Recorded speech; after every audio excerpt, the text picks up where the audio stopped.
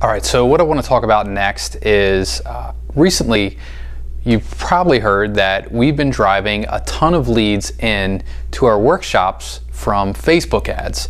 So, and by the way, this could be a whole webinar and we won't even get close to covering everything. But I want to give you just a perspective that I recently had in terms of how I was looking at this. So what we're doing right now is we have Facebook ads that are working for us right here in the Harrisburg market. I think 8 days from now I have my next workshop. We already have 39 people registered and confirmed for that workshop. So we're talking direct access, direct response marketing, going straight to the general public, bringing in cold traffic, people who don't know, like, and trust us yet, and they go through this automated sequence that we have built. And we have a whole team working on this right now. We have my practice, Madden Physical Therapy. We have a partnership practice that I'm in, Gilbert Physical Therapy.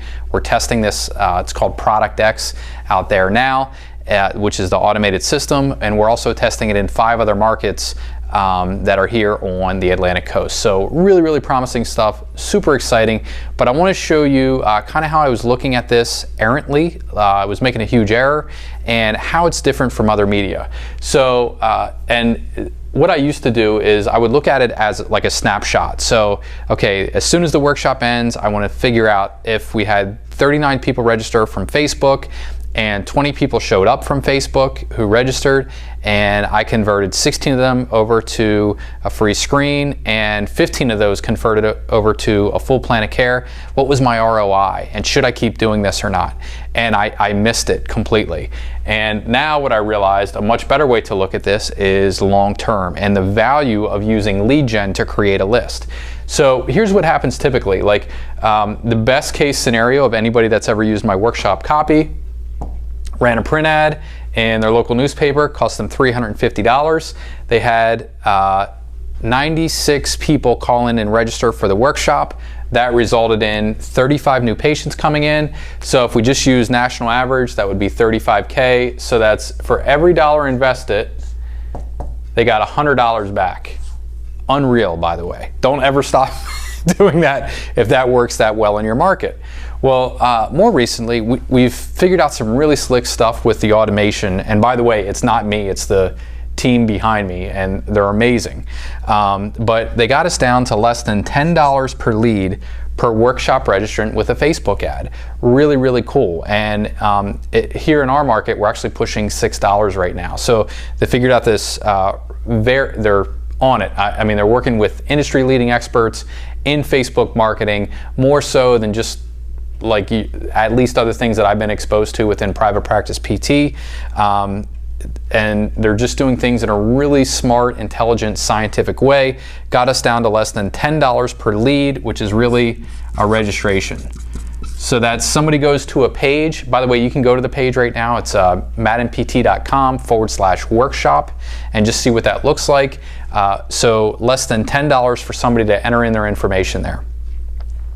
And what I was doing is, I was looking at this automated process and saying, okay, let me go back and, like, if I have those numbers, 39 registrants, and we have 20 people show up, and I convert 16 to a screen and 15 of those to a full plan of care, and these are just pretty much right in line with our averages. So if I spend $1,500 on Facebook ads, oh, it's not going to be that much. Let's say it's here, 400. 400 on Facebook ads, and I get $15,000 out of that.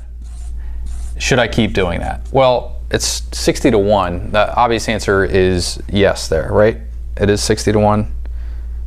Sorry, 40 to 1. Yeah, 40 to 1. Roughly. For every $1 I spend, I get 40 back. That's a good game to play. We'll play that game all day long. But I was missing out on this. And here's how, this is what I missed out on. And it was really short-term thinking on my part. And I'm so used to using the print ad here because basically, or the direct mail's the other one. Like, once we get those leads, like, they're really tough to follow up with in an efficient way. With Facebook, where we have somebody's email, phone number, contact information, guess how much the follow-up cost? Nothing. It's free. And you know, that's really, really cool. So what we learned to do is we went back and we said, okay, well, 39 people registered, 20 people showed up. So these 19 people that are left over, well, they just keep building a list. And if we run those numbers out for 12 months, we end up with 240, well, minus 12, so 228 people that we can continue to market to, and we can re-invite them back to another workshop. We can invite them to another event that we might be having or something else that we're doing out in the community. We can continue to provide value to them and possibly collect a conversion later on. Now, why is that important? Because for almost no money at all, we can grow the return on our investment significantly. And then the same thing here. If we had 20 people show up to the workshop and only 16 people scheduled, maybe 4 people, they were going on vacation and they didn't want to set something up before until they got back from vacation. Then when they got back, they just kind of forgot about it. They never got around to it. So there's some follow-up here that we have as well. And the same thing right here. So these people, these, what do we have there? 24 people, we can continue to market to over time and you know, increase our conversions there. So there's that. This is the big one that I missed. So we built this whole process. We have an indoctrination sequence. We have follow-up emails, reminder emails, all this other stuff. Everything's automated. We just need people to enter in the front of the funnel and traffic to be going to the Facebook or to the landing, the squeeze page. And I completely missed this. There's something called free traffic. So we're already paying for marketing in some venues. It might be brochures in a doctor's office, might be a book or a report that we have going out to the general public. We can just piggyback off of other marketing dollars that we're already spending internally and send them to that same site. Something else that we can do is we can actually get affiliates, or they're frequently called strategic partnerships, to send into our funnel to that maddenpt.com workshop page. So like for example, next week we're hosting an event where a local legend who owns a series of shoe stores, running shoe stores in the area, is coming to speak at our event. Awesome guy, I've known him for like 15 years. He has an email list. And you know, it would be nothing for him to say, hey, the name of his shoe store, subscriber, so I believe it's Inside Track subscriber. Just wanted to let you know about this super cool event a good friend of mine, Chad Madden, is having at his place on July 30th. It's called the Back Pain and Sciatica Workshop. Here's what you're going to learn. Click on this link to register. Best Henry. Like something like that would be really super simple. That is free traffic, and it grows this exponentially, right? So we can have, just by thinking about it, like once we build something that's automated, we can drive traffic to that forever. The problem is with print ads or direct mail, it forces us to think in a snapshot because we pretty much have a really good idea right up front what our return's going to be.